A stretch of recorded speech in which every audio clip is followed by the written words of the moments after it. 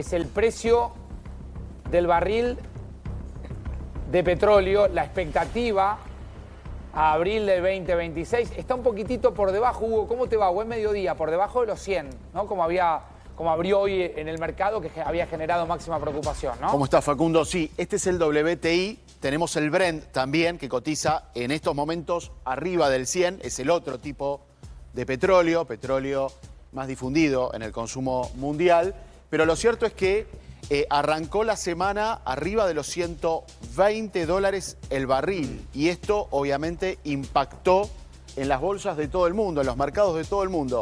Hoy, Facundo, por la mañana podemos hablar de un descalabro en las bolsas del mundo. Arrancó, descalabro claro. es la palabra que vos usás para describirlo. Hay un descalabro internacional en las bolsas de todo el mundo. Arrancó por Asia.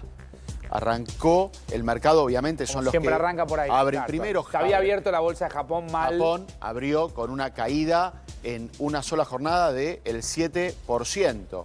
Recordemos que Japón es el quinto importador de petróleo a nivel internacional. Sí, y gran parte del petróleo del estrecho de Hormuz va a parar a Japón. Claro, a Asia, a Japón, a Corea del Sur. Corea del Sur también cayó mucho. Es el quinto importador de petróleo a nivel internacional. Son economías muy industrializadas, muy dependientes del petróleo del mundo. Japón, el 95% del petróleo que consume, el 95% de su energía es petróleo importado. Digo, es obviamente una economía muy dependiente y cualquier interrupción o potencial interrupción, como es lo que está pasando en el estrecho de Hormuz, obviamente afecta a sus acciones y a sus bonos. Cayó fuerte Asia, esto se arrastró a Europa. Europa también cayó, no en esa magnitud, pero cayó en torno al 2 o el 3%. Toda Europa, Alemania, Francia, Londres, España y después Estados Unidos. Wall Street también cae en la jornada de hoy, obviamente arrastra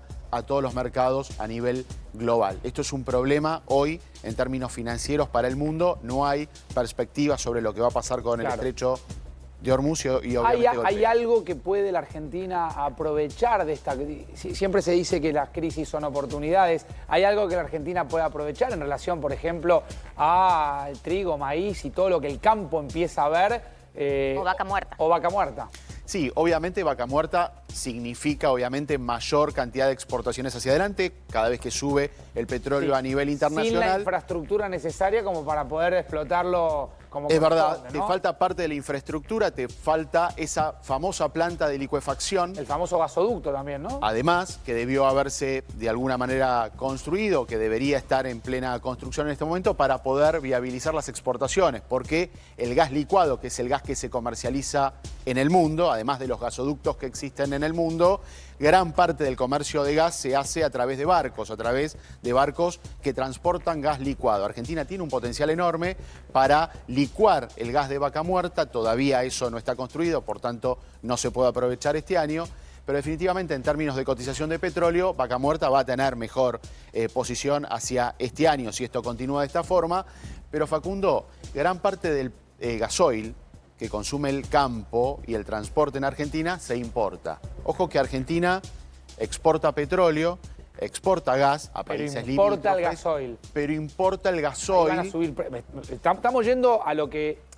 Yo no sé si ustedes andan haciendo compras, van al mercado, pero cuando vos vas a... Hoy a la mañana yo le decía a Novarecio, pero se lo decía en serio, vas a la verdulería, vas a la panerita, todo el mundo hablando del precio. El argentino enseguida empieza a incorporar estas cuestiones. Ahora, vamos a hablar de precios. Pueden subir los productos que vienen del campo, puede subir el combustible, más allá de la promesa que hizo justamente el titular de YPF, Marín. Dijo, analizaremos, vamos a ir analizando, lo haremos de a poco.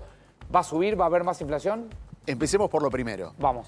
El traslado del aumento del petróleo a nivel internacional ya se verificó en un traslado a precios en las naftas en Argentina. Ya está. Es decir, la semana pasada aumentaron en torno al 8 o 10% el consumo mayorista, transporte y campo. El consumo mayorista, el campo compra a granel, grandes volúmenes, y el transporte lo mismo. ¿Compró más en las últimas horas para cubrirse de alguna manera? El año pasado, la semana pasada aumentó entre el 8 y el 10% el precio. Pero esto solo para grandes consumidores, campo y transporte. O sea, la nafta y el gasoil mayorista aumentó entre el 8 y el 10%. La semana pasada. Hoy se empiezan a verificar algunos aumentos a los minoristas. Bien, Algunas minoristas somos nosotros. Somos nosotros.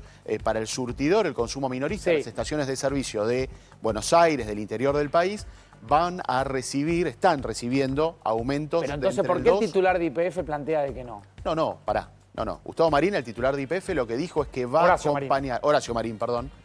Que va a acompañar el aumento del precio internacional del petróleo con micro pricing, es decir, con pequeños Bien. aumentos, es decir, una política de aumentos promedio.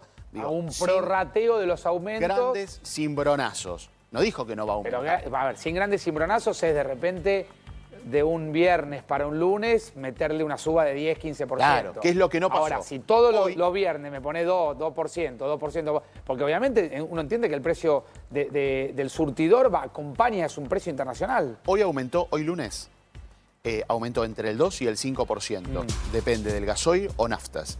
El gasoil grado 2, que es el gasoil super, el gasoil que consumen quizás la logística, los fleteros, las camionetas, los camiones privados, consumen grado 2, consumen gasoil super, no el premium, que quizás consume el auto o la camioneta que es gasolera. Claro. Exacto. Pero quiere decir, todo concluye... Eso aumentó. Todo concluye en que finalmente va a subir la verdura, va a subir la carne, va a subir la harina.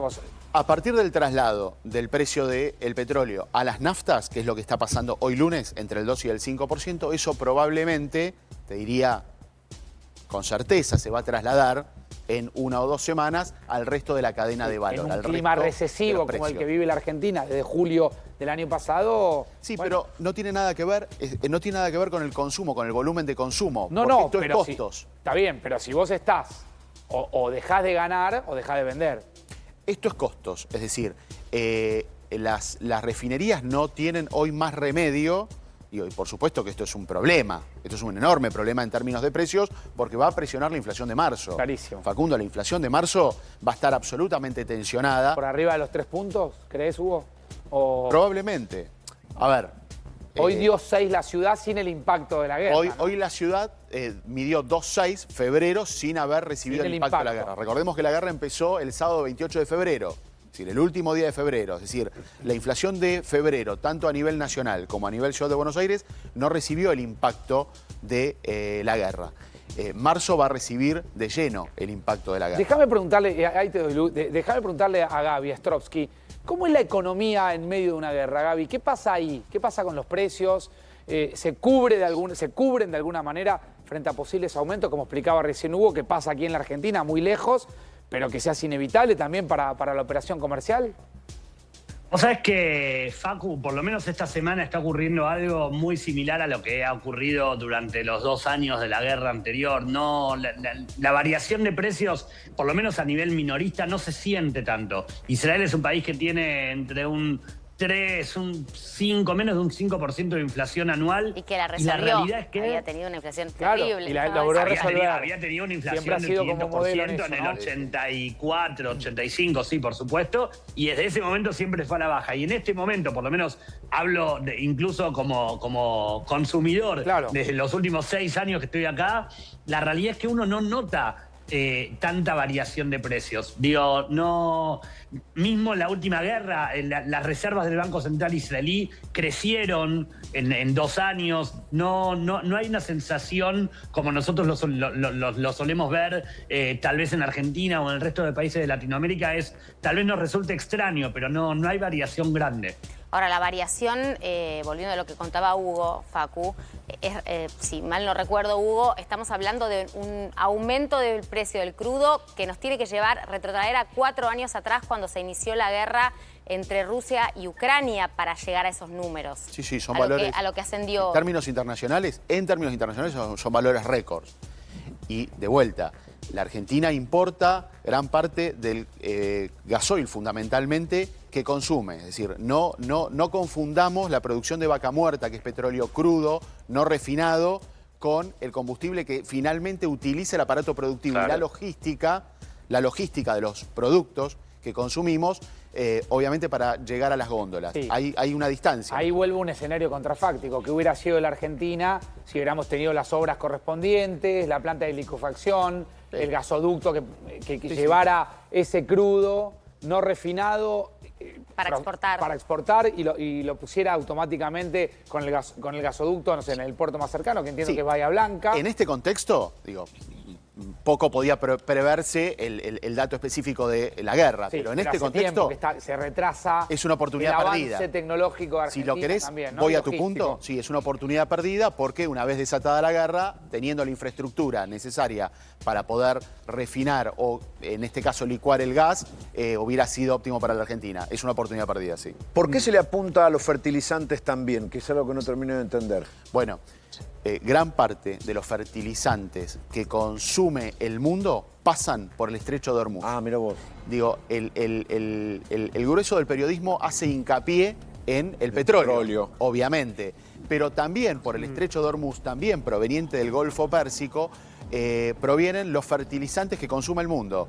Todo el mundo. Todo el mundo. La urea es Argentina. derivado del petróleo, ¿no? La urea granulada, la urea que son productos nitrogenados, obviamente los consumimos en todo el mundo. Carlos, el 63% de la urea que consumió Argentina, que utilizó Argentina el año pasado, el 2025, provenía del Golfo Pérsico. Pasó por el estrecho de Hormuz, vino en barco y pasó por el estrecho Muy importante. de Hormuz. El 63%, es decir, Brasil es el mayor importador de urea del planeta. Wow. Proviene gran parte de la urea que consume el Brasil de o pasa por el estrecho de Hormuz. Digo, por eso es impactante lo que está pasando en Medio Oriente, porque eso no solamente impacta la cadena logística a través del petróleo, sino también la producción de alimentos.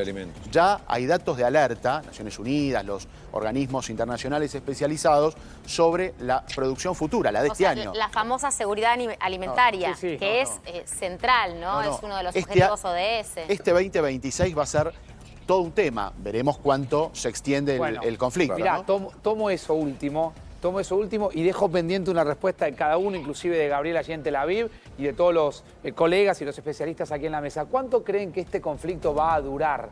¿Sí? Porque pareciera que en la duración está la clave de un análisis que uno